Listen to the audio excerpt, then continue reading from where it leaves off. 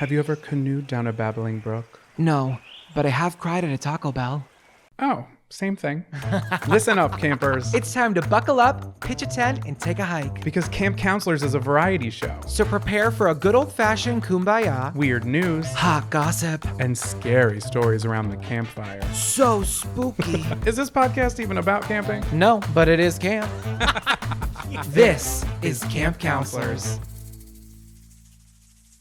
Hey, happy campers! Welcome back to Camp Shady Birch. It is week 39. And we are crowning you Oh, guys. it hurts so good. We're pushing. Next week, we're going to give birth to a 40-week-year-old podcast. We are almost full term, y'all. So this week, we're looking for campers who are 39 weeks pregnant. If that's you, we love you, and we can't wait to meet your baby next week. Yeah, hopefully you name him after us. I think Jonathan's a great name. I think Zachariah is a better name. Yeah. We should name it Zachariah Jonathan Carson Camp Shady Birch. Insert your last name for technicalities and legalities. I think that's beautiful. Perfect. And you're going to be sure to find that on a keychain at some gift shop. I hope so. Anyways, welcome back to Camp Counselors Podcast with Zachariah Porter and Jonathan Carson. That's us. What did we do this week, baby? We went and we saw Wicked. We saw Wicked. One of the perks of being an influencer is I get a lot of free show tickets to these Broadway shows in hopes that I will talk about them on my Instagram story. And let me tell you, it is the sweetest of all deals because I could see the shittiest show in the world and say, Kumbaya, I love it so much. Actually, there's only one show I didn't like since we moved to New York. And that was, what did I not like? I think, it was Little Shop of Horrors, Yeah, which we weren't even invited to. You got me tickets to see on my birthday. Yeah, see, if I buy the tickets, I hate it. If I get it for free, I love it. No, I just did not like Little Shop of Horrors. But Wicked was like an easy yes because I have already seen it. You had already seen it. And it's like, okay, no one hates Wicked. The wickedly talented Adele Dazeem. They're literally making the Wicked movie after the musical because it's so talented. Yeah, and everybody we told we were seeing Wicked, they were like, oh my God, with Ariana Grande? Yeah, why do people keep thinking that we were seeing, like, do people not know that's a movie? Yeah, they're making it into a movie, y'all. And sure- that's different from the Broadway show. Our campers are smart people. They're aware that this is going to be a movie, but we saw the Broadway show and it was amazing. Oh my God, Wicked. The theater alone is so much bigger than like every other show we've seen. And they sell it out on a Wednesday night, which is insane. And it was amazing. Like the set, the design, it was awesome. We really enjoyed it. But we know you're very aware of the story. We know that you know a lot about Wicked. You know everything about Elphaba. You know, but you know what you don't know a lot about? Jonathan, his entire life, has been a theater kid. So with this episode, the start of this episode is really dedicated to our theater kid audience here at Camp Shady Birch. I feel like we attract theater kid and obviously camp counselor energy. So I think they're one and the same. Absolutely. And since you run the summer theater workshop. Yes, I as do. Director, producer, and musical ensemble. I just do choreography, obviously. But Jonathan really is the brains behind the operations of our summer theater program here. The man behind the curtain. The man behind the curtain. You really brought it right back I sure did. to Wicked. Were you ever in Wicked? No, I wasn't, but I could sing it like no other. Yes, you could, baby. You're my show tunes king. Well, why don't you let's let the campers know a little bit about your theater past. Well, don't let my outfit fool you if you're watching on YouTube. I am dressed like a stagehand, but I was always front and center on that stage. Well, not really front and center, usually like back, even further back, usually like over to the left. So when I was younger, there was this program where I lived, and there were 4 different counties, and you would be in acting classes, and you'd have to be enrolled in these acting classes to be able to audition for the main show, right? So the acting classes, they would put on a little showcase, and it was cute, it was whatever, but it was like held in a church, you know? And then you really wanted to be in the big show, and I think they did it 4 times a year, maybe twice a year, I don't remember. But each county would have a different show, and then the following quarter, I believe it was quarters, they would do like a whole nother show, and you'd have to enroll in the classes and all that fun stuff. But I was in quite a number of the plays. Wait, quick question. I have so many questions. You're running through it. What was it called? We're in Illinois. It was called CYT, Christian Youth Theater. The churches always run the theater programs. They always do. I think, correct me if I'm wrong, The churches are still keeping community programming alive. I think that they are in a culty way. It's sure. the YMCA and the churches. They're the only ones really out here really bringing the community together. Whether you support it or not, they really have a lot. I feel like churches as a whole always are running community programs. Yeah, because it's like communal. So was this a church program? Were you like, was there any church involved, or was it just run by the church? No, I think it was just run by the church. It wasn't really churchy. They would be like, okay, before the show, let's bow our heads and say a quick prayer. Like, thank you, God. Thank you, Jesus. Let's like have a great show. But other than that, it wasn't really like super religious. I'm not a religious person, but one day when I'm in some sort of show environment, I'm going to make the entire backroom audience, not the backroom, but the people behind the scenes, hold hands in a prayer circle and just say a prayer. Just because I've seen it in every musician's documentary, and it just feels so camp to like hold hands with like the roadies and the crew and be like, we're going to put on a great show for the glory of God, and everybody here celebrate you and this audience. It's going to be amazing and healthy and beautiful. So I think it's a great way to start. You know, you're sending it out to the universe no matter what you believe in. I do. I'm being a little silly right now, but I do think it's great. I don't know, juju, aura, whatever you believe in. Yeah, for sure. And then who was bringing you to these events? My mother and my father. My dad did too. Both of my parents greatly appreciate. We would roll up in our minivan and just, you know, give it a good show. Because it wasn't school affiliated, so I feel like it's easier to do these kind of things when you're like in a school environment. Right, because it's after school, after hours. Sometimes we would have shows that were on school days. We would do Thursday, Friday shows like back to back that I would have to be taken out of school for. And I thought I was hot shit because of that. I was like, yeah, I'm playing tree number 4. That's why I'm not going to be in school Thursday and Friday. Can someone like write down the homework assignments? Thank you. How far was this place? Because I like as an older person now, I'm only thinking about your mother being like, my mother.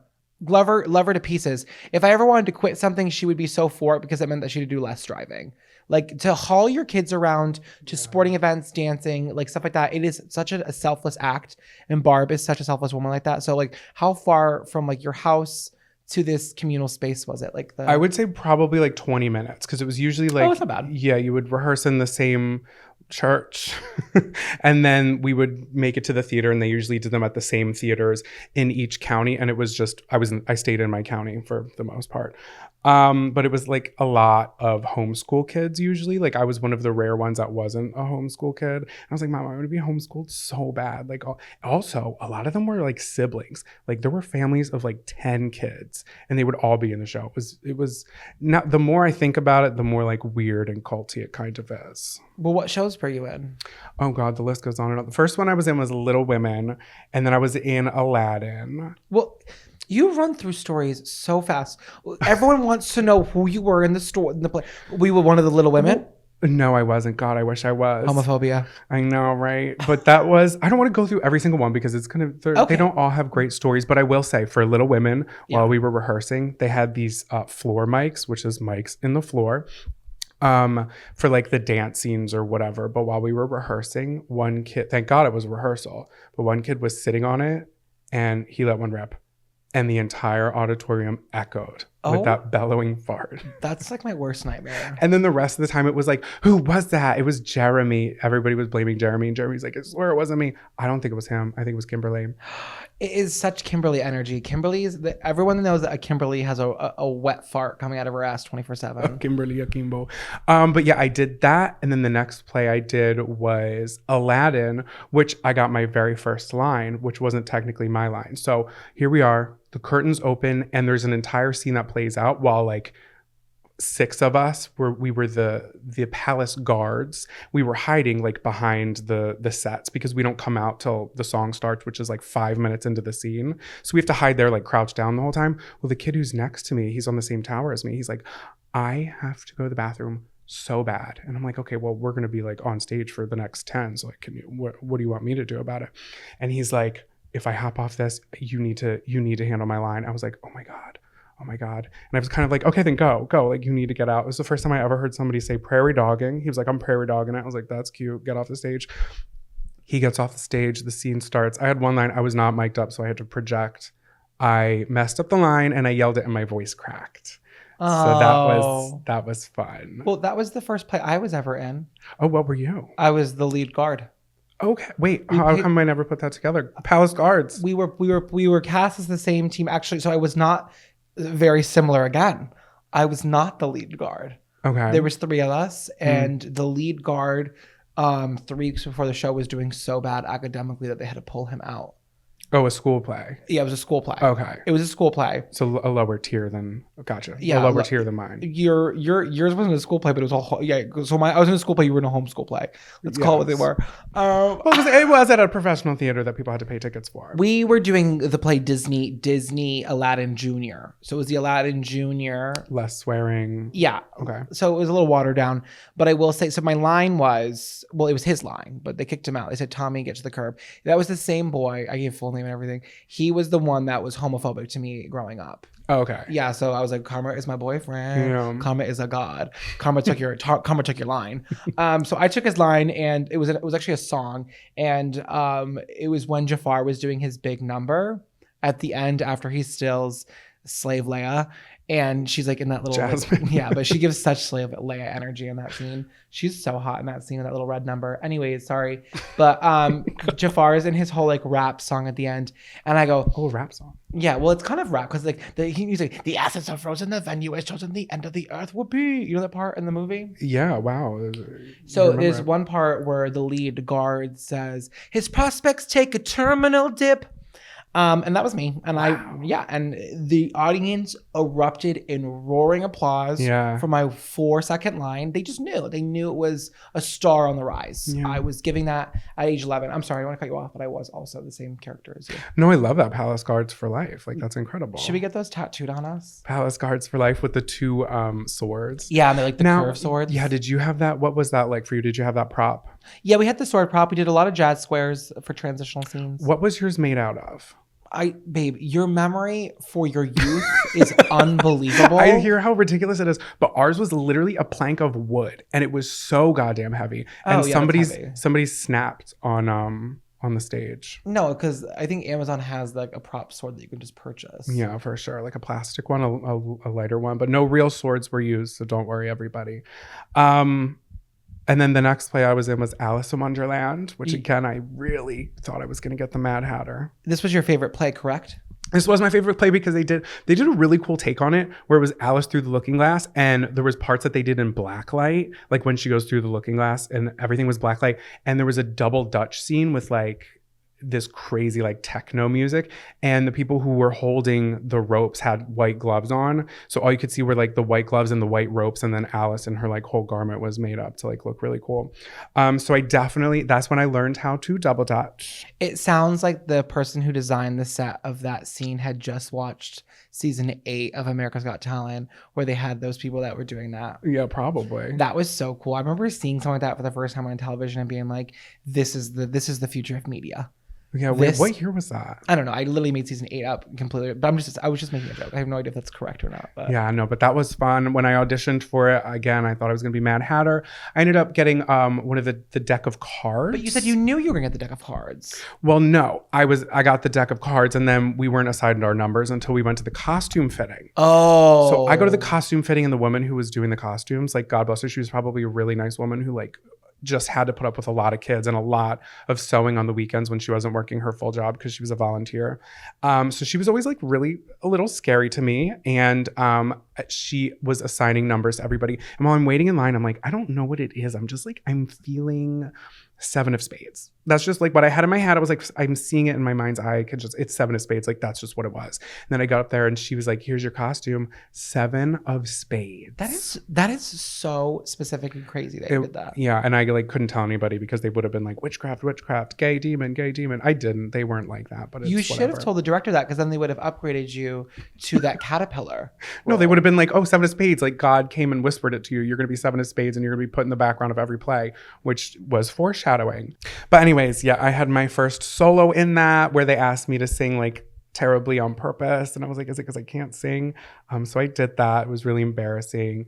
There was a scarecrow with a Velcro head on it that I was supposed to hit with a baseball bat. Hit an old lady in the front row right in the face. So they took the bat away from me as well. Wait, oh my God.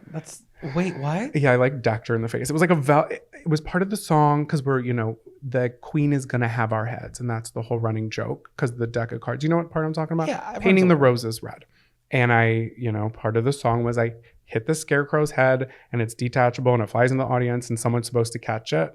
and it's supposed to like go to a person from backstage, and I missed the mark, and I hit an old lady like right in the front row really hard. It sounds like the catcher missed the mark and not you, because if they were doing their job, they would have saved that old lady's life. So long story short, she was taken away in an ambulance. Yes, and she never survived. And I was asked never to return. Yeah, and now you have legal challenges that we're still facing today. Thank you so much. We can't talk about Our it completely. resident lawyer. Yeah, but it was great. I thought it was the shit, but I never really got a full-on lead role, except in The Lion King when I played Zazu.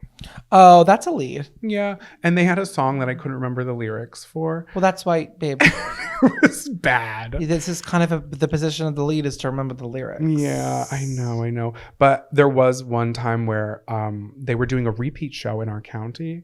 So I was like, okay, well, they're doing a different show that I haven't done. It wasn't Joseph in the Technicolor Dreamcoat. I wanted to do Charlie and the Chocolate Factory, which was in a completely different county. So that's a cooler show. For a whole like quarter of a year, I had my mom drive me to an entirely different county to do a different show that I hadn't done. Thank you, Mom. She is such a good mom. My mom would have never. She would have said, take a taxi and figure out the money. Right, I'm not doing it. That's amazing. See, we both did theater in middle school. We did not do theater in high school because the world knew we had to reserve our energy for later in life performances. Yeah, I retired. I hung up the smock at that point for just a little bit. You know, I was done by the time I got to high school. I was like, I don't want to do a high school play.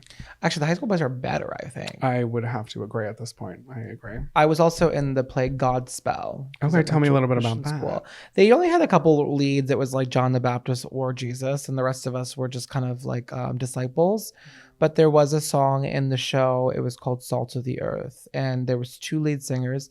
It was me and the other kid who I previously stolen the role from, Tommy again. Oh, wow. We had competing solos. And he definitely was the stronger of the singers. But I'll never forget it.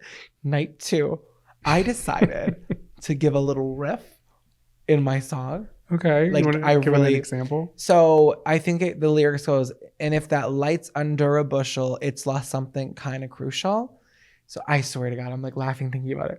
I did, and if that light's under a bushel, it's lost something kind of I did like, I swear, kind of crucial. And wait, the audience, all joking aside, they were gagging for this one. There was an uptick in applause in the song. I'm not lying. And I went backstage and everybody was like, what the freak, Zach? That was so freaking good. Okay, literally had to collect myself because I was like, not me putting this show on its head. Now the critics are calling. Yeah, I can imagine how you were at curtain call. You were probably just like, yes, it was me. Yeah, it was a fierce moment. It was, I think my parents were in the audience and I was like, okay, like they're here. Let's really step it up. I really just took it on my own. I will never forget it.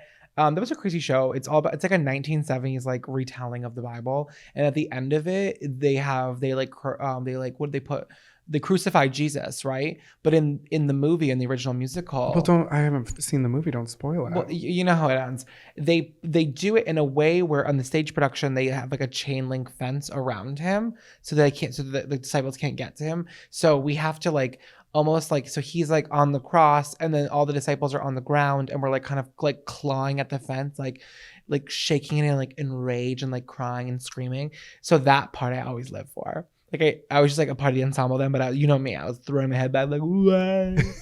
You were giving your Sarah Paulson. They were like, okay, we've given you a lot of leash and now we're going to pull you back in. But it's always better to give too much and be brought back and then not give enough. Yeah, 100%. This is stage acting. This isn't screen acting. You got to sell it to the person. I want the person in the last row to hear your voice and to feel the emotion. No, I agree. And SAG reached out after and they wanted me to be a part of the SAG. And I was just like, you know what? I'm also hanging up my acting smock. Yeah. And I put it on the back burner because I was scared to do high school theater. I was like, I'm already gay enough. Let's not put a second target on my back. Oh God. But to all of our theater listeners out there, theater lovers, theater watchers, theater participants, and even you roadies in the backstage, we love you, stagehands. Attention campers, please meet at the old flagpole under the tall pine for morning announcements. Attention campers! I just want you all to know, I know it's been highly anticipated, the reveal of this year's play here at Camp Shady Birch. What is it? It's going to be Marley and Me the musical. I call the dog. All right. Well, hey, that role is up for grabs, and I have to say, everybody, we have to audition blindly, so you're going to get just as much of a chance as anybody else. But we will be holding those auditions 10 minutes after this episode airs. So hurry up. Jennifer Aniston and Owen Wilson were the leads in the movie, and they did a fantastic job. Yeah, with like a little more music. Yeah, like, oh no, why did Marley die?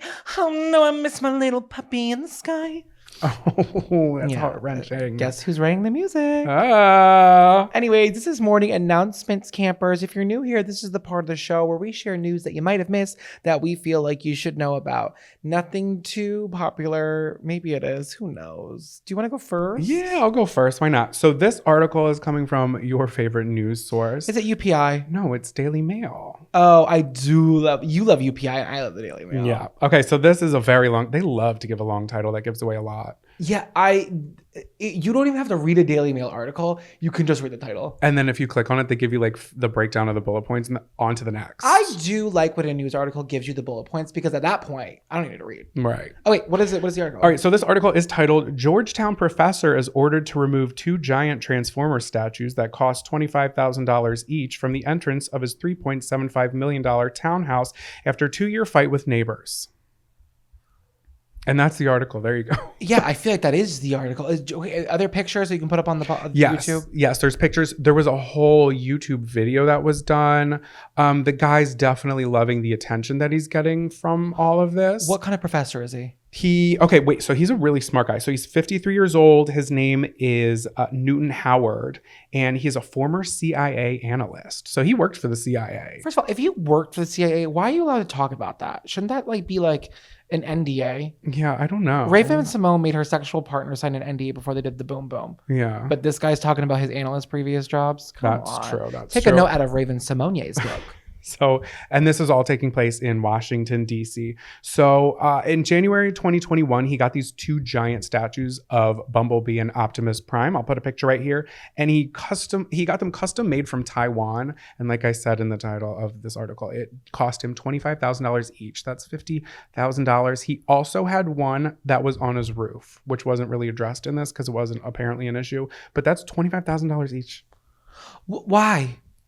I don't know. Because he also said he was like, I love the movies, but I'm not like a huge Transformers fan. So what? He wants the attention. So, I don't know, kind of. He's not even a huge fan of the movies. He said that the reason he put them up was that for him, it symbolizes transformation and just kind of like the continuation of accepting others. It was very like... Bullshit. No one's thinking that when they watch Transformers. They're like, where the hell is Megan Fox? Yeah, I was listening to his interview that he did in this YouTube video where they have slow-mo video of him smoking tobacco out of a pipe. So I was like, this is really so performative. Performative. It is. But he was smart. He had a lot to say, and I kind of agreed with him on most of his points. But these things are like giant and they're heinous, and it's hard for him to like get into. It's like kind of blocking his door. But again, these are townhouses, very expensive townhouses, but townhouses like nonetheless. So when he posts pictures of them, people are showing up from out of town. Yeah, taking pictures. It becomes this whole thing. People are like leaving trash apparently. So his neighbors complained to the DC Public Spaces Committee, and that committee was like, hey, you should like really take them down because this is the historic district and you can't have those. Okay. And wait, listen to his reasoning. So he protested the board's ruling and spent allegedly, this is what the article says, and I don't know how the hell he was spending all this money. It said he spent tens of thousands of dollars trying to keep his statues up. There was a virtual meeting and he hired 2 voice actors to portray the voices of Bumblebee and Optimus Prime. And during this, he had them like plea his side with like a script he gave them in the voices of like the Transformers. How weird is that? But he's not a major fan of the movie franchise. Right. I'm like, come on now. And again, his argument was, he's like, oh, we're in the historic district, but in their stories, Bumblebee and Optimus Prime are thousands of years old. They're practically prehistoric. Oh, It was a my lot. God. It was a lot. Well, everyone has a right to like put whatever's on their property, as heinous as it is. Right. But if you're in a historical area, there is laws like preserving like whatever. And townhouses are like row houses essentially, right? Yeah, and then it started getting a little muddy because they were like, where you have it is technically public space on the sidewalk because they're right out front of his house. Yeah, that's public space. And they're like, well, you can't do that. And also, he didn't get a permit to get them installed. So had he gotten a permit, they probably would have stopped him. But they were like, even if you were trying to just like do something that you wanted to do, you kind of got to get a permit to put something out front of your house, which he didn't do. Yeah. And one of his students made a petition on change.org to have him keep his statues. It was this whole thing, and I don't know why it blew up like it did, but I really enjoyed reading about it in this article.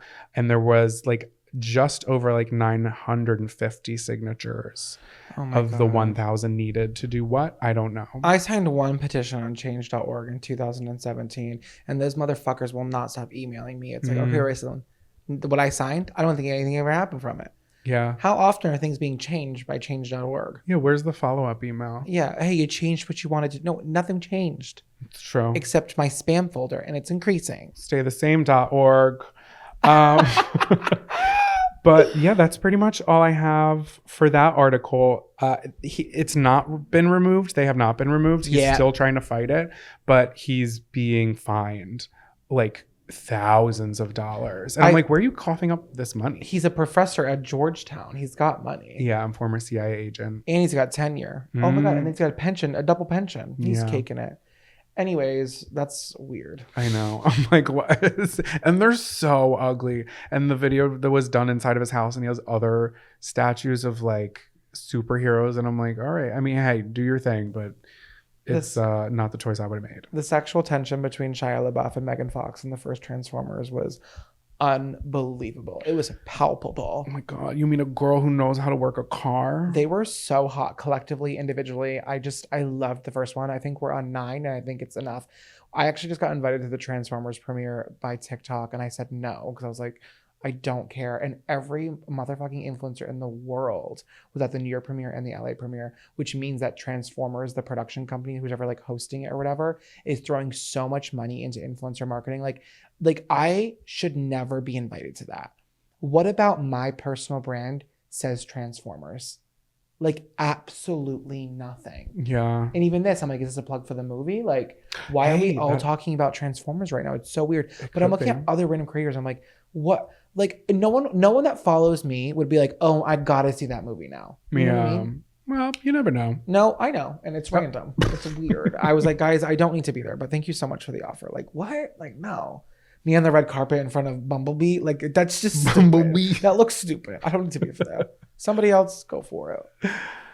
So what have you got for us? Anything Transformer related? No, but it's so juicy. This article is by Hannah Daly from Billboard.com. If you didn't know, I was also a writer for Billboard.com. I have 3 articles. If you search Zachariah Porter, I have 3 articles published on Billboard.com. Come on now. Hayley Williams apologizes for kicking fan out of Paramore show. In quotes, I don't feel proud.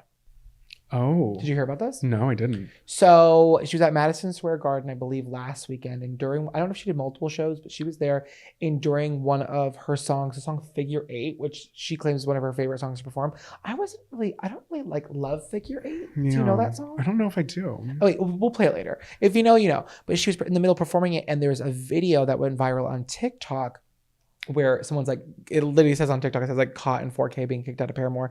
And this girl's recording her, like her singing this song. And there's this guy and they're on the ground and he's like barreling through the audience like a goddamn bulldozer, like shoving people to get to this like girl who he clearly like knows or whatever. And like as he's shoving through, people are getting like visibly pissed. A, because he's like barreling through, and B, because like, hello, like I'm sitting here to be this close because I was here. Like that's like just concert etiquette. Like you can't just like barrel through to get to the front or whatever. Yeah. So there starts to become an altercation between like people around being like, what are you doing? What are you doing? So she stops the entire song, like lifts like the floodlights or whatever. And she says, yes, I will embarrass both of you. Find somewhere else to take care of that shit. And like, she's like on the edge of the stage kind of pointing at them and like the lights are on and they start to get this like giant like crowd cheer, right? Because like at its core, what he's doing is like inappropriate, and she like they ended up getting like escorted out or whatever. Can I ask you, were they like fighting? No, I think it just kind of seemed like people who was fighting, they weren't fighting, but the people were fighting him because right, of course. he was being aggressive and weird. I think he was probably drunk or something, but they looked really embarrassed, obviously, because they're at a Paramore show and Paramore's pointing at them being like, get the hell out, like if you're gonna act like this and leave or whatever. Yeah. So she ended up like, and like no one was mad at Paramore, like no one's mad at Haley. Everyone's like, okay, like applaud the band, applaud them for like getting them out of there. But she apparently felt like really guilty. Like even though the fans and audience like praised her for her actions, she posted a lengthy apology for having embarrassed the hell out of these two people without truly knowing what the situation was. She further, and then she's posting this on like what is it called? It's not a Patreon. You used to have one. Behind a paywall? Yeah, or like a group. It's like a Discord. Oh, Discord. She posted on the Paramore Discord, like, my outsides were trying to maintain a control of a situation I felt that myself and my bandmates were responsible for. Without the opportunity for a proper back and forth, and with a looming strict show curfew in the back of my mind, I bared my teeth like a mother wolf. As a group, all 25 of us or so exiled these people from the show in record time. It was a moment that I would not fully process for a couple days when a friend showed me a video from the inside of the crowd up close to the action. Like, I think she probably saw that TikTok. Right. In hindsight, though, the Paramore worried that she abused her responsibility and her platform in that moment, that she hurt those two in a way that will outlast the momentary discomfort of their poor concert etiquette. To me, I think she's being really hard on herself. Me too. And I think it's like, it's such like an empath in her to be like, to see the TikTok after and be like, oh my God, I think I took it too far. But like me watching it, the video, like even from the perspective of seeing it right then and there, I'm like, no girl, I think you read the room appropriately. Like, yeah, I was gonna say, she's just always been such like an unproblematic queen, and for her to like have to make an apology for these people who were wilding out for absolutely no reason. And it's funny, no one was like, there was no backlash. Yeah. Like not her like listing an apology when no one was mad at her. Even after the video like went viral, everyone was like, good for them. Like, I agree. But I think she just saw that, because I saw the faces of the two of them when she was like kicking them out, and they looked mortified, as would anybody be. Well, right? check yourself. Check yourself. Exactly. I think she just thought like whatever. And she had recently like made a comment at a show about Ron DeSantis being like, if you support him, then like get the fuck out. Like, yeah, or like just like or I'd rather fucking die or whatever. And she's like, I think she's trying to find a way to better like in that case she was like, I want to find a better like sense of discourse with things I don't agree with versus going to like the most extreme. Right. She's like, I think there's more commendability and more like, I don't know, what was she trying to like healing or like more room for discussion on how to like right these wrongs than going right for the jugular. And I think this was a mirror of that, being like, she wishes she would have been like a little bit more, I don't know. But how could she? Right. You're in the middle of a show. Right. No one's mad at you, Haley. And I just think it's so funny that you put an apology out there when no one was upset. But it really just goes to show you your character, because she it really does. was gutted. Mm-hmm. Gutted. That's all I got. So people just really check yourself. People act crazy at some concerts. I saw this guy like drop kick some random guy at a Coheed and Cambria show. I was like, what are you doing? Like, you don't even know. Why are you acting like this? It's the alcohol that fuels people and the excitement. But I guess we'll put the link in the TikTok. I'll put the TikTok. We'll put it in like the Instagram thing. Yeah. Okay. Yeah. Perfect. It's kind of long, but you can really see her. But I'm like, okay. Kind of full circle. They're the drum player, Zach Faro. Yeah. His girlfriend, her name's Kayla. I did theater with her. We were in those plays together. Wait. Yeah. No way. Yeah. Uh-huh. You've told me that, and you've definitely told me that before. But in this, what are the chances that we talk? That is crazy. I know. I know. God, that is a classic kumbaya here at Camp Shady Birch. Mm-hmm. This is a really big secret. Thank God we're on a body of water. This is Confession Canoe. Welcome back, everybody, to Confession Canoe. Ooh, grab your oars. We haven't done this segment in a while. Yeah, it's been a minute. Yeah, so this is the part of the show where you can write in a confession that you want to get off your chest, a little story, something to share with us here at Camp Shady Birch. And you can submit that at campcounselorspodcast.com or email us at campcounselorspod@gmail.com. This one was so funny so us. Like it's so perfect for Camp Shady Birch and just like us as people that we had to choose it. Okay, let's do it. Okay. Hello, my favorite camp counselors. It's your karaoke queen coming in from Cabin 17. You know the one. Okay, so buckle up. This story has a 5-year lifespan. It's a long one, but worth it, I hope. So I love cruises. My in-laws actually say I have an alter ego called Cruise Callie. I do it all on cruises. Trivia, games, but I love karaoke. So my then boyfriend, now husband, let's call him Earl, went on a cruise with me. The night is young and so am I. Karaoke starts and I'm like, I gotta do it. Now the backstory to the song I pick is my mother used to sing the Copacabana to my brother and I as kids and dances around the kitchen. So naturally that's my karaoke song. They call my name and it's showtime. Now I can't sing to save my life, but I work the crowd. No one wants to see a good karaoke singer, but you want to see a good show, and I was giving just that. I'm salsa dancing center stage. I'm shimmying stage left and right. The crowd was going wild. It sounds like a girl that would do theater with you.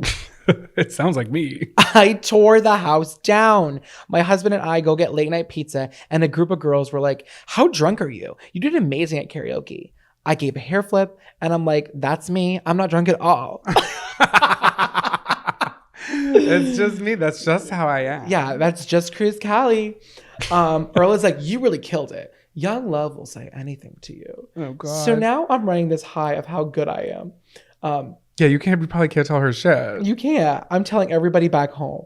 A year later, on another cruise, I signed up for karaoke and I bomb with the Tina Turner song "Rolling," like "Rolling," roll, which I feel like is a good song. It's a good song, but it can be difficult. Yeah, but hey, every performer has a bad day, so I don't take it to heart. I shouldn't have switched up the song. That was my thought. Guys, I was so bad that the DJ called people up to help me sing. Then there was another cruise years later with my entire family, and I'm bragging about the Copacabana performance. I tell my mom and my sister-in-law and my brother, I'm the main event and you have to see me. Well, Earl tells my family he's out. I don't want to see Callie perform or really ever again. I'm like, stop, he's just hating. Like, why is he about to ditch? He hates the spotlight. I'm amazing. Like, he's like, I don't want to watch you, which I'm like, okay, Earl, go watch your girl. This is like her element, okay? Karaoke night comes and I'm ready. I get called up and I did so bad. I wanted to boo myself off the stage. Oh, no. And yes, it was the Copacabana song I did. My mom is not a fake stage mom. And she was like, yeah, you did it really bad. I go back to my cabin and explain to Earl, my now husband, what happened. And he goes, yeah, you're not good. The only reason why the crowd loved you the first time 5 years ago is because you had a tank top on and you were shimmying everywhere on stage. You were actually flashing everybody. Okay, why didn't you say that to me? You had me thinking I was amazing and my yabos were out the whole time? I was stunned at the new realization. 5 years later and 2 failed karaoke performances later, I finally realized I needed to hang up my mic and grab a pole instead. And that was my actual inspiration to become a stripper. Okay. But I haven't done the Copacabana or karaoke since. Truly, you're a karaoke stripper in Cabin 17. Wow. What an incredible roller coaster. Yeah, I cannot believe she was on this 5-year lie to herself that she's great at karaoke, but really she was flashing the audience. If I was ever on a cruise karaoke and saw someone flashing me singing the Copacabana, there's people out there that saw that performance that are talking about it still to this day. Yeah, to this very day. I wonder if they're listening. That's Cruise Callie energy. Yeah, Karaoke Callie. Karaoke Callie is so crazy. And now she's up there swinging her yabos for dollar bells. Love that for her journey. She's doing Tina Turner and she's like, it's just not my night. I'm so good. It was like, no, it was never your night. Your tits were out, okay? I just love like bragging about how good you did at a show because you know like it probably felt so good. And she has those memories of everybody cheering her on and screaming, even though her boobs were hanging out. But you know, she's just like, oh my God, you guys had to be there. Like the crowd was electric. I could feel it. It was electric. It was like nothing I can even explain to you. That is so hard because Earl's like, I don't want to go. And she's like, you just hate that I'm in the spotlight. She's like, you're a hater. He's like, no, my parents are here and your wabo yabos are going to come out. And we know you have no vocal range. We love you, karaoke stripper in Cabin 17. Thanks for writing that story in. That was iconic. Grab your bug juice and bear spray, campers. It's time to pack it up and take a hike. Campers, welcome back to Take a Hike. This is the part of the show where we bitch a little. Bitch. We tell something to take a hike. I'm pissed off. I want to share with everybody why. Okay, so what's been pissing me off? Well, thank you so much for asking. So What's pissing you off, baby? Tell everybody. So this has happened when I'm watching a TikTok or any video, honestly. But That this sounded happened like an during old person the way that you said that. one of those TikToks. When I'm watching a TikTok. When I'm watching a TikTok. I'm sorry. When I'm watching a Musical.ly. Do you remember Musical.ly? Yes, I do. So I'm watching a TikTok and this person's, telling a story or talking, saying something funny, and I cannot pay attention because every 10 seconds there is a beep coming from their ceiling. Oh my God. Yes. Can you imagine paying money and subscribing to someone's OnlyFans? You want to watch someone do the horizontal hokey pokey, right? But you can't pay attention because every 10 seconds, the smoke detector is chirping from the goddamn ceiling. It's like, change your batteries, okay? I don't need to hear it chirping like a baby bird that fell out of a nest. It's a fire hazard and it's annoying. Take a hike. Yeah, you know what's really funny? At my last apartment, my landlords were never there. They were in Florida most of the year. And one time the fire like beeper, what's it called? Smoke detector was beeping in my apartment at like midnight, and I had to change it because it was so loud. It would like echo. And then I was in the middle of changing that, and then the ones in the hallway went off. And I was literally at like midnight on a step stool taking the batteries out of all of them because I didn't have like a 9-volt or whatever. Yeah, it's a 9-volt. That's what it is. It does suck, but I just think when you don't change your smoke detector, it is the essence of just being so fucking lazy. Mm-hmm. Like, get up, get a step stool, take the battery out, and go get another one. It could save your life. Yeah. It's definitely annoying. No one's saying that it's not, but it's like, you just have to handle it, okay? Like, if you're not changing the smoke detector like battery, you're not washing your asshole, because it's that kind of carelessness and self-loathing. Yeah, you are not. You're just letting the water run down the legs. Are you guys out there washing your legs? I know all the girlies are, but I've met some guys that are like, wait, you wash your legs? Yes, I wash my legs. What do you mean? I know. I just saw a meme of that today about men not washing their legs. So gross. But this wasn't just one TikTok. It was like a lot of his TikToks of him talking over the past few months. Okay, so it's chirping. Yeah, and how is that not just like making your brain melt personally when the video is not rolling? Yeah. I think it's just they're just used to it. Ugh, that is not a good quality. So let's change those 9 volts, guys. Red flag. All right. So what are you telling to take a hike? You this weekend. Oh, Jonathan. Sorry, that slipped out. No, it didn't. Jonathan pissed me off so bad this weekend, you guys. So we were at a wedding in Philadelphia for his friends, John, Anthony, and Samantha. Congratulations, you guys. Congrats. It was a great wedding. So I had to wake up at 5:30 the next morning to drive to Massachusetts for my best friend's baby shower. I'm a committed friend. I do it all. Pat myself on the back because no one else will. And Jonathan is hammered, and it's his best friends in the world. So the wedding ends at like 10 p.m. And I knew they were going to go out after, which I was like, babe, go out, do your thing, live your life, be yourself. But I really need to go back to the hotel because I'm waking up at 5 in the morning to go drive back to Massachusetts.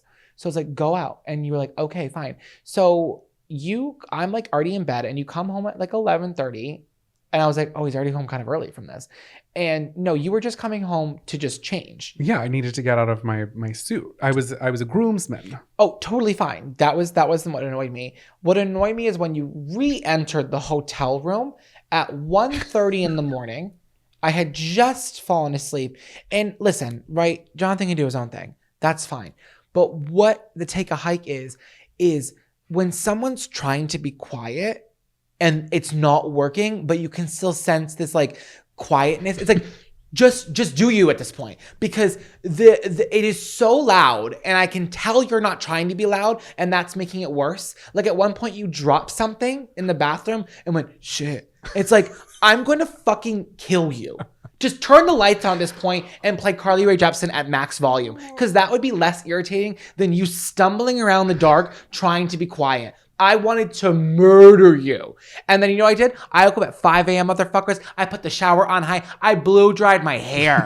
I said, motherfucker, wake up, bitch. How does it feel? That pissed me off. And I knew you were having fun. I knew you were hammered. I was. And I didn't say anything. I didn't tell you this until today. Yeah, I was like, pick and choose your battles. I'll bring it up in the podcast instead and embarrass you. It was when you dropped something, I went, shit. I was like, I'm going to fucking kill this kid. It was just so obnoxious. Okay, wait. Little context. So we did go out to the bar after. A little context if you care to listen. So Me and April decided to walk to Wawa after because That's far because John Anthony and Sam, the bride and groom, had spent most of their time like just going around and talking to everybody. I was like, okay, well, I noticed that they didn't eat a whole lot. So they did not eat, and we were Sam so did not drunk. touch her plate. So I was like, okay, well, I'm hungry. So me and her were gonna go. So we went and we needed Shannon needed some food. So we were like, okay, let's cover all of our bases. What did you get from Wawa? I got a cheese hoagie. Thank you. Oh my God, you should have brought me a hoagie. So I did bring you, I brought you a giant water bottle and a Celsius, didn't I? Yeah, I wanted food. But you were asleep. And in my head, I was like, if I bring him a hoagie, he's not going to eat it. Oh, I would have fucking smacked the shit out of hoagie. I would not have woke you. It's okay. I woke up. I woke up. Well, I didn't know that. The story was I was up. I didn't know that. So I thought I did a really good job of being quiet. I come home and this is what I do. I have my hoagies wrapped in paper. It's a sub sandwich for those of you, but so much better because it's not a sub sandwich. It's a hoagie, but it's like a giant sandwich wrapped in a whole bunch of paper. And I'm like, how am I going to eat this quietly in this room? The bathroom. Oh, that's why. And I was up the entire time. I'm like, why is he in the bathroom this long and there's no water running? Oh, I thought I was being fly. I put the toilet seat down like a goblin, like a nerd in high school eating in the bathroom alone. Oh my God. And I opened my sandwich. I set up my little movie theater. I was watching YouTube videos on my phone and I thought I was being sly. Are we hearing this, guys? Are you hearing the setup of someone who thinks they're being quiet? I'm putting a movie on 3 feet away from the bed. This is what's pissing me off. Also, she just ate it in the bed and put it on the TV at that point. This is what I'm hearing. This is what's so annoying. Exactly. You just come on, prove the case. Keep going. It also wasn't a door. It was like it was a barn door, the sliding one. So there's you could hear everything. I'm doing a dual take a hike. Barn doors. Yeah, on a bathroom especially. On a bathroom, and then one almost comes off the fucking hook of it. I was slamming it. I literally took my shoes off in the bathroom. I folded my pants, and I had my little sandwich on the on the toilet. Nothing hits like a 1 a.m. hoagie from Oh my God, it was so. And so April called me because our sandwiches in the hell of it all were switched in the elevator. Oh, someone switched our sandwiches. This is so camp counselors coded because it's giving Parent Trap, but with hoagies. Yeah. A Parent Trap hoagie. That's what it was. So I'm like, oh, she calls me. I'm like, oh my God, Zachariah is asleep. Like, what's going on? She's like, I have your nasty mayonnaise and cheese only sandwich. Isn't that so weird? Just get tuna. They have tuna. Well, tuna at that time of night's a little weird. You love a cheese hoagie. What did April get for her hoagie? I don't know. I don't remember. I didn't open it, but I thought it was weird that it was warm. I was like, oh, this is weird. It's a warm sandwich. I always get mine toasted there. Oh, I don't toast a hoagie because then it's not a hoagie anymore. Well, there's an option to say toast the hoagie. There's an option, but it's wrong. Well, you know what's wrong? Dropping something in a bathroom and going, shit. Well, I was trying and I apologize. And I love the trying, but then putting on a mini movie in the bathroom. That part I didn't have to do. But I wasn't going to open the door again and go get my AirPods. I didn't know where they were. Yeah, of course you didn't. You didn't know where anything was. You were like 3 blind mice walking around that room, smacking a stick around. Well, I enjoyed my sandwich. I'm glad. I didn't bring it up. I let it go. But you know what I did, guys? Don't get bitter. Just get better. And put the hairdryer on high. 5 a.m. Yeah, you did. My hair was looking coiffed while the birds were chirping. Mm-hmm. Do you think the new counselor likes the top bunk or the bottom bunk? Over. Either way, I'm giving them my boondoggle keychain. Over. Welcome back to Camper Crush of the Week. This is the part of the show where we tell you what we've been crushing on. It's either a who, what, when, where, why. Usually not a when, or a why. It's usually a who. It's usually a who or a what. Who is your camper crush of the week, Jonathan? Well, it's not a who, it's a what. Oh, I actually prefer when they're whats over who's, but mine's a who this week. But who's your what? So who's my what? And thank you so much for asking. So when I was home, I passed this Jeep that was parked. And you know those like wax figures of people holding hands? They do like a cast molding of you put your hands in the thing. I don't know why people do that. Because people love to spend money at a county fair. Oh yeah, that's where it usually happens in a county fair. And then you see it like on somebody's like mantle. Yeah, but where did you see this one? Okay, so anyway, I saw like half of one. I'm sorry. But it looked like a weird peace sign and it was kind of scary and it was in a Jeep. And I was like, ew, what is that? It was in the Jeep? It was in the Jeep. Dashboard? It was on the dashboard, but it wasn't a candle. Because my brother's like, oh yeah, that's the Jeep. That's the Jeep peace sign. I was like, Yeah, the Jeep peace sign. I've heard of the Jeep peace sign, but I've never heard of someone putting a wax melt on their dashboard to represent it. You just usually do it with your hand. Oh, so they didn't even do it. They just let the peace sign just do it itself. Yeah, and I think that's like one of their fun little trendy things. You guys, if you don't know what I'm talking about, I didn't know what I was talking about because I had no idea that this was a thing. It's called the Jeep wave effect. If you're like driving, if you're watching on YouTube, you're driving like this and you put like 2 fingers up, usually like 3, like a hey, I don't know. I don't have a Jeep, so It's Jeep culture. It's Jeep culture, and Jeep culture is a culture like no other when you're on the road. It is. It really is its own category. You're right. So I looked it up because I didn't believe my brother, but obviously that was really spooky. But there's obviously something to it. So the Jeep wave dates back to World War II. When the Allies driving Jeeps would use a wave as a way to identify each other and differentiate themselves from the enemies. Wow. When soldiers came back from the war, it was used by veterans mainly to acknowledge each other. So when you're driving and you see someone driving like the same model Jeep that was back in the war, you're like, hey, what's up? They're like, hey, what's up? And that's just kind of like a little camaraderie, and that's fun. Do you remember when people used to put like Wilsons on antennas? Not a lot of cars have it. You know, the Wilson, like the little, the volleyball from Castaway? No, but people used to have the Disney ones. I like those. Oh, yeah. People don't have antennas anymore. They were fun and creative. Yeah, that's the thing is, it's not that people aren't doing antenna art anymore. It's that we're not seeing enough antennas. But then you'll see that one car with like a 9-mile antenna. It's like, what are you fucking doing, CIA agent? Who are you communicating with that thing? They probably have a police radar, a police scanner. Okay, I have a police scanner. It's called the Waze. It tells me where they're parked. I don't need a 9-mile antenna. Anyways. But then they also have the ducks, which you know about. I knew about this one. I love the duck one. The duck one's fun. So it's called Jeep ducking. And I know somebody out there has a duck on their dashboard and they're looking at it right now. So what people do as well is they will put the ducks on other people's Jeeps in parking lots. Yeah. So people will get probably a pack on Amazon and they'll put them on people's like little like handicap thing. The handles. Yeah, the handles. I love that. Fun. I think it's fun. It's like a sense of community. It's a sense of like esoteric camaraderie. It's like, if you know, we're in this together. But it makes me feel a little left out because I'm driving a 2010 Hyundai Elantra and I'm wondering like what we can do for my community. You know what's so funny about Jonathan's 2010 Hyundai Elantra that he hasn't driven in a year? It has the funniest sticker on the back. Go ahead. It's so embarrassing. Drag me while you're at it. It's so embarrassing. It's a Dancing Nancy. It's the Dancing Nancy from Dave Matthews Band, that girl that's like, ooh. And every time we would get into it in Philly and I would see it in a parking lot, I couldn't help myself. I would have to do the Dancing Nancy. Oh my God. I forget it's there. But let it be known. The reason why this is so funny is because never once in our almost 3-year relationship has Jonathan ever put on Dave Matthews. But you have the sticker? I used to love Dave Matthews. I love a lot of things. That was Dave Matthews was the song when we walked out of the wedding. Did you recognize that? I Ants Marching. did recognize Ants Marching. And I was a big Dave Matthews fan. What happened?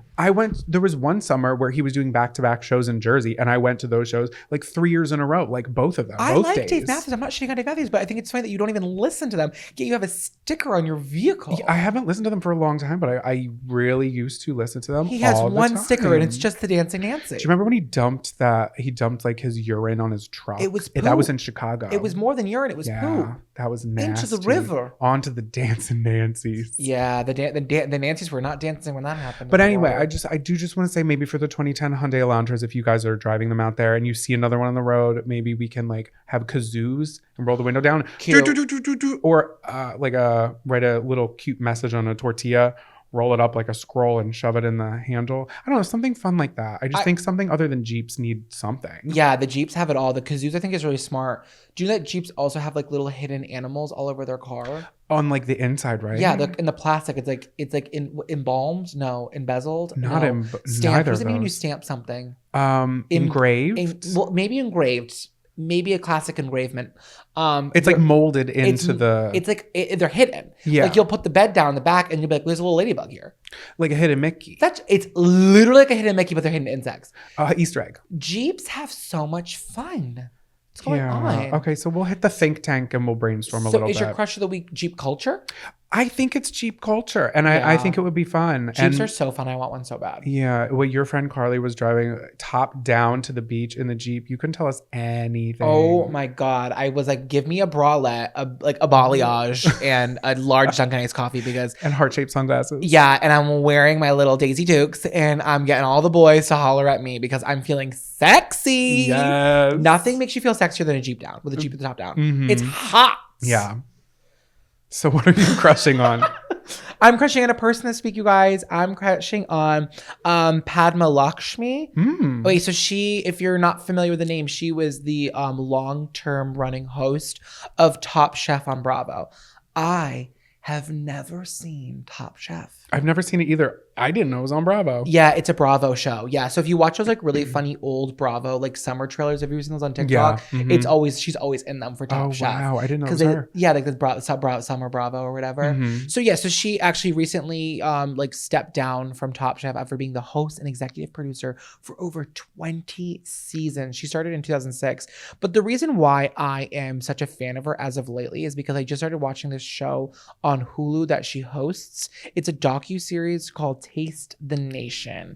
Have you guys heard of this? We watched 2 episodes together. I really enjoyed it. I thought it was good. So if you don't know and you're not familiar with the show, it is it's a new docuseries on Hulu, and she describes it perfectly. So she says like, what even is American food anyway?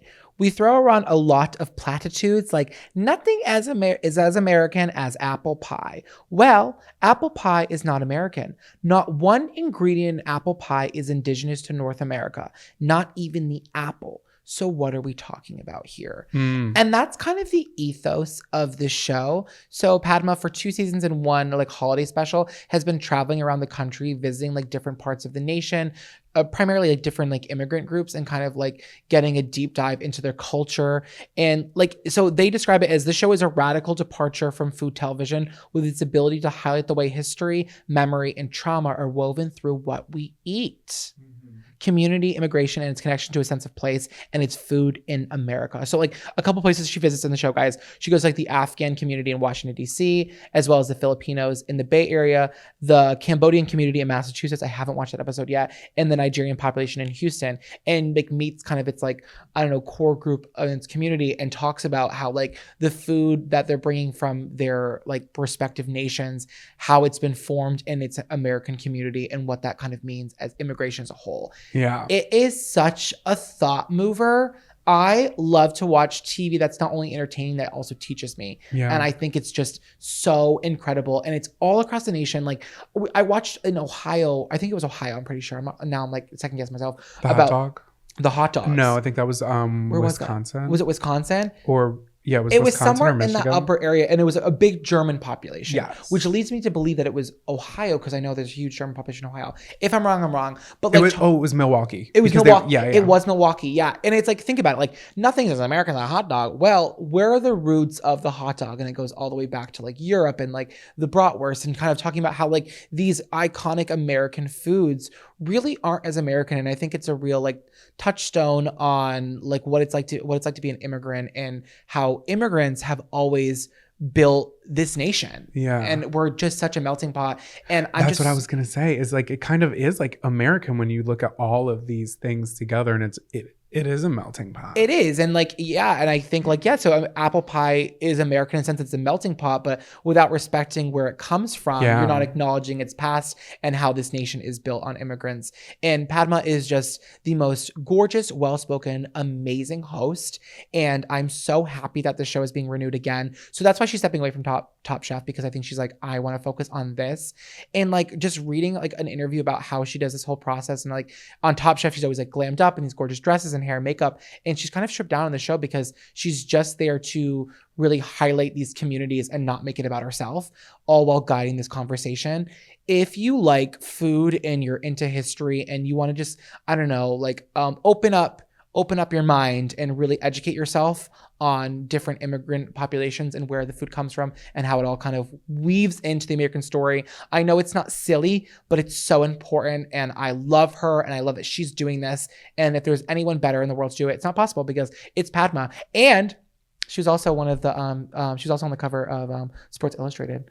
I did see that. Yeah, Kim Petras, Martha Stewart. I saw like that. just like trailblazers. And she is. is a trailblazer, and she sticks to her own. And I think she is just so well spoken. I find myself watching the show. I was watching it last night by myself, and I was just like, oh my God, these connections and the things that we are so ignorant to as people who are not a part of these communities that we take for granted, that are really like fundamental to what it is to be an American. Yeah. I love her so much. I think she's so, like, if I were to meet her, I would be like so nervous. Before the show, before we had watched it, I hadn't really like heard of her much. I'd seen like clips of her talking, but I didn't really know much about her or the show. And I really enjoyed the show. You know me, I like my research. I like a little education here and there, but I thought it was really, really interesting. And I also love a show where you like get to watch people make stuff, and then I don't know, I just love to see a final product. Me too. I love to, like, I watch so much food content, and I've yet to see someone be so like, and really like let these communities tell the story. Like she kind of takes a back seat. She's a great driver, but it doesn't feel like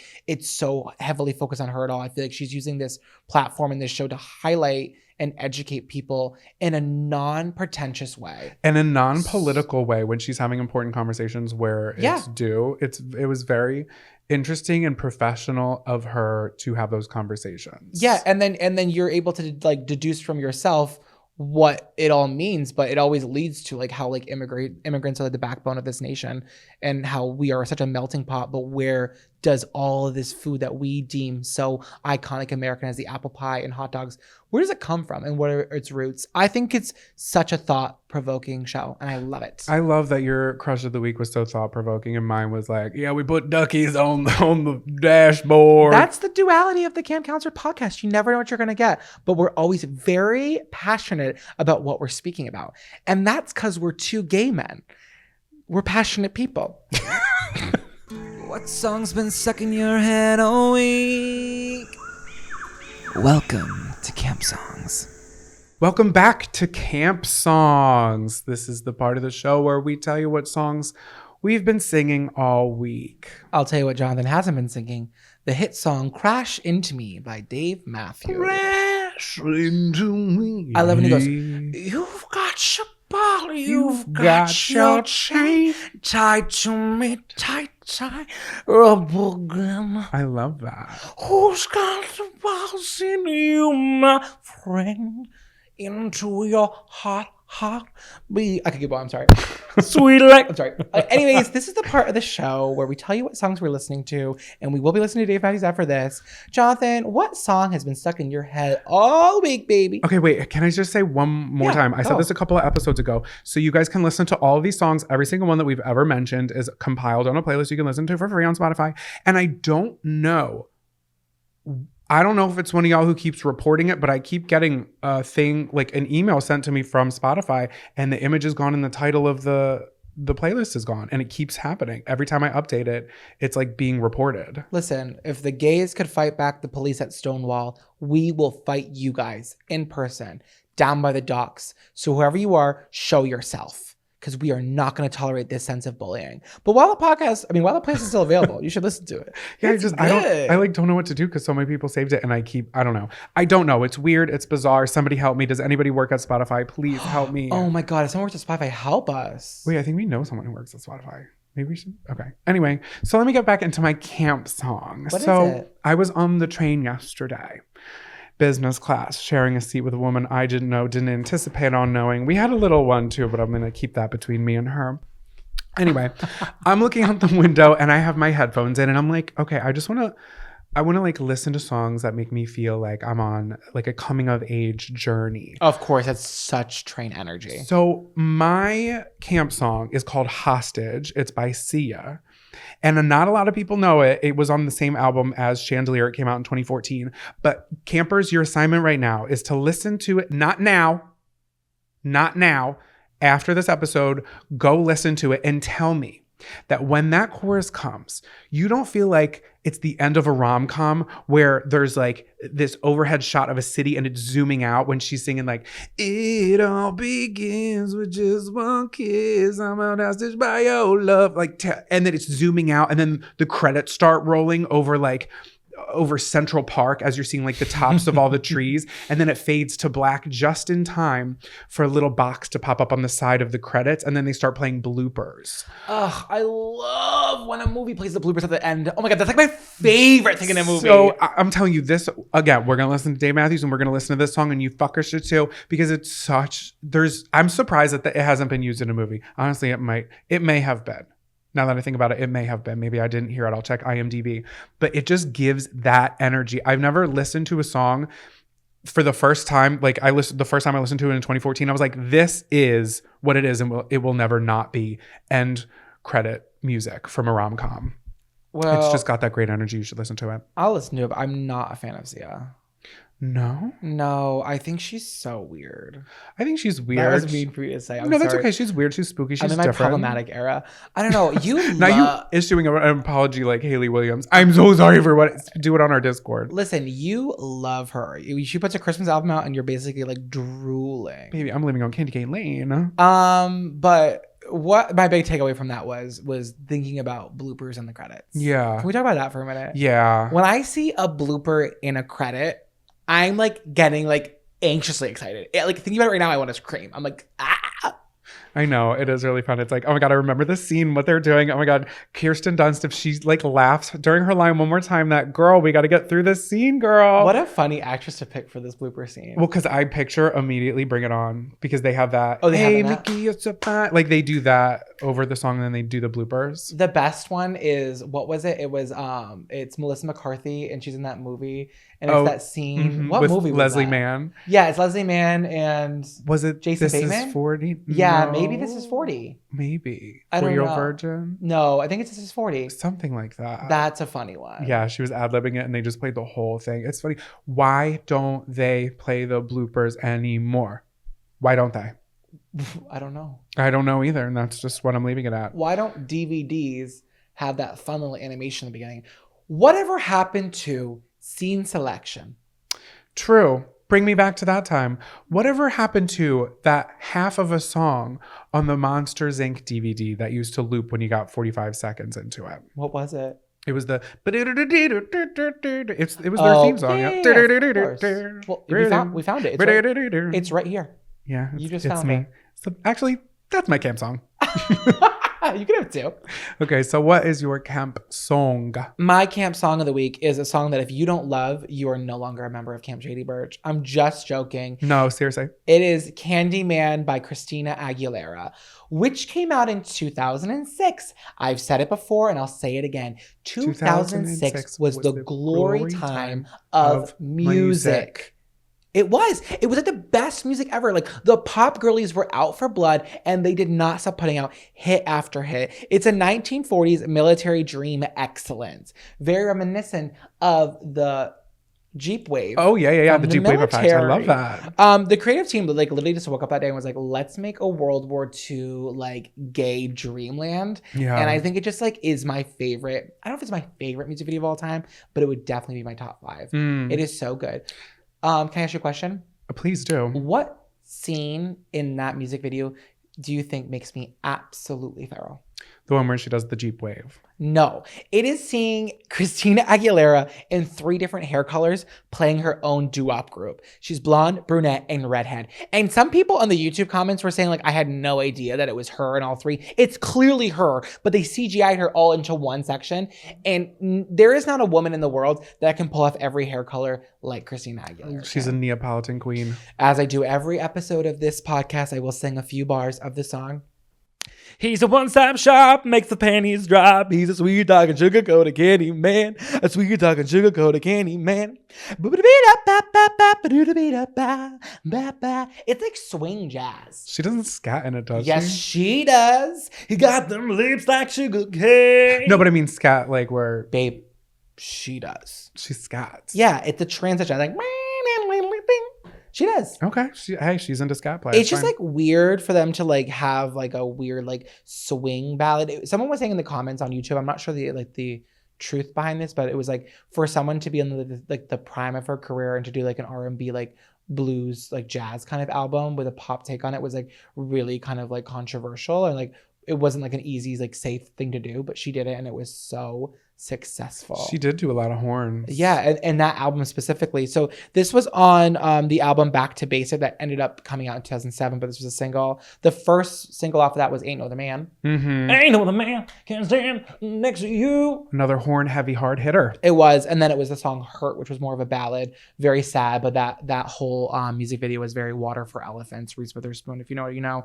But there's a little outfit she wears towards the end. It's a little blue number.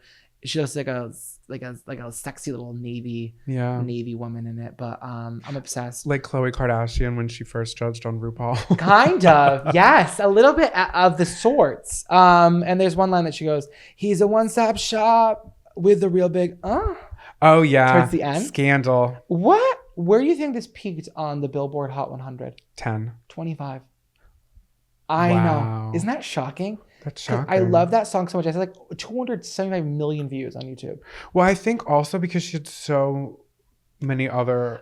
I don't know. To me, it was a massive hit. Well, I'm curious as to what Ain't No Other Man hit. Yeah, that's It's probably true. above it. That song reminds me of that LG chocolate phone. Yeah, we were talking about that. You guys remember that LG chocolate commercial that used Candyman's sound song? That was amazing. That was the cell phone commercials back in the day. They were like competing with like Apple. Like the creative teams back then were a lot cooler. Yeah.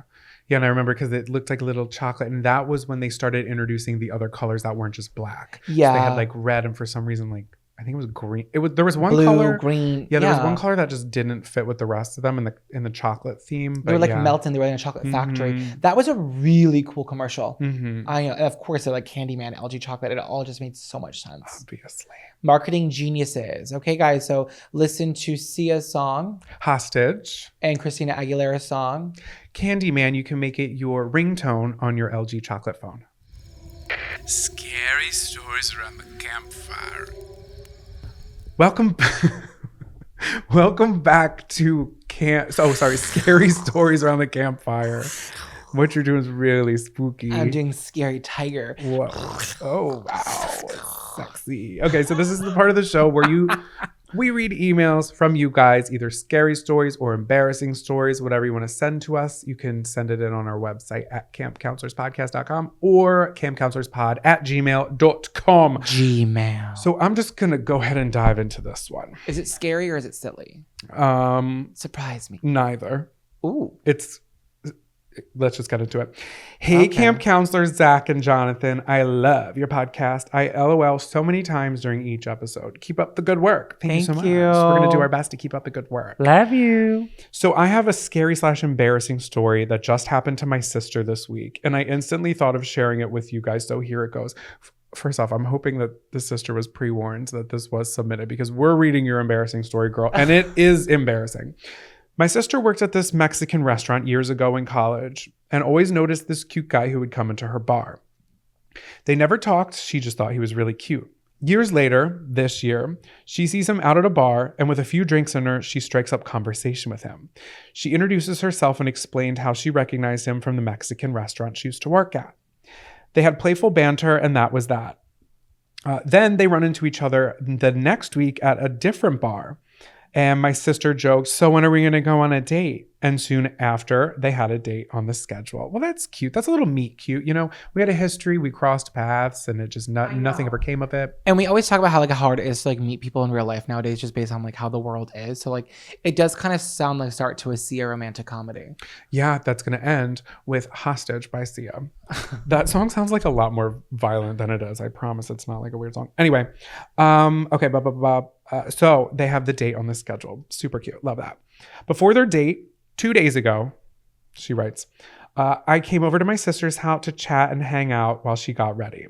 She was really excited for this date because he seemed like a really cool guy. She did mention to me in a joking way that the only possible con is that he might be balding. Hey, listen, as a fellow might be balding sister over here, you can't let that stop you, okay? I dropped my sister off on her date so she doesn't have to Uber and told her to have a good time. The next day, I checked in with her to ask how the date went, and she said she had so much fun, there was so much chemistry, and they had a lot of things in common, and he basically swept her off her feet. However, What? she said the most embarrassing thing happened on the date. An hour into the date, when she knew this guy was actually cool, she texted her roommate.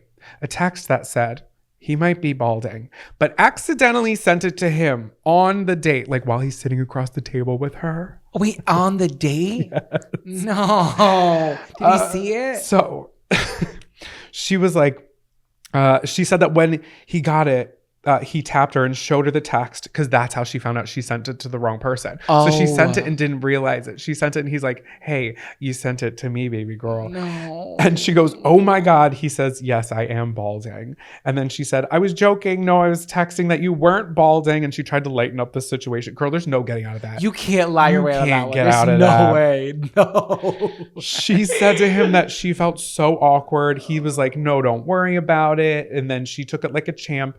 I'm sorry, he took it like a champ. He took it like a champ. And it made her like him even more. So this date happened 2 days before she sent the email. So as our camper is writing this, my sister has not received a text from him since the date. Even though she said he could tell he was having so much fun too, even after the text mishap. She feels a little sad about it because they clicked so well. Maybe it just wasn't meant to be. She's so mortified right now thinking about it, and I'm sure one day it'll make her laugh. Love you guys. Girl, we need a follow-up. Anada's also talking about it while it's still like a fresh wound. I know Sucks. it just happened 2 days, but well, she did send this a couple She weeks should ago. reach out Yeah. and be like, hey, I really liked you. Did you not like me? I don't like the gray area. Let's get black and white for a minute here and just be like, what is the tea? Did you not like me? I hope it wasn't because of text, because like, listen, she fumbled the bag. She fumbled the ball hard. Yeah. But it doesn't, well, I don't know. In his position, maybe he's just embarrassed. It's so embarrassing. I did that once. I think I told it on this podcast before, but it wasn't bad. It wasn't bad, but Yeah. I was talking about the guy that I liked, accidentally sent it to him instead of my friend. And I was like, how do I tell so-and-so that I don't want to go to his party? And I got a text back that said, you just did. I was mortified. Yeah. You know what I do a lot? No. Screenshot something they posted and send it to that person. No, it's a conversation. Like I've been in a fight with somebody and screenshotted it and then sent it back to them by accident. And then they're like, ... And there's literally nothing you can say because we all know what was just happening. You're like, what did you mean by this when you said that? I wanted to be specific and send you a screenshot of exactly what you said. Yeah, what with did the you mean? full page of conversation. That line though. Oh, God. Yeah. Well, listen, when that happens, you just have to deal with it. You gotta deal with it. You don't have a choice. Yeah. The fact that she was like, she was trying to backtrack. It was kind of like, No. I meant that you're not balding. He's like, no, I am. And we both know it. if that happens to any of our campers out there, guys, just like own it. Like, Just own it. Lisa Rinna would say, own it. Okay. Wow. She's not the one we need to all be taking advice from, but that piece of advice I will agree with. Yes. Just own it. So that's pretty much all we got for you this week, guys. Yeah, we'll see you next week for the baby birth of camp counselors. We love you so freaking much. Thank you so much for listening, and we'll see you next week. And with that being said, lights out, campers.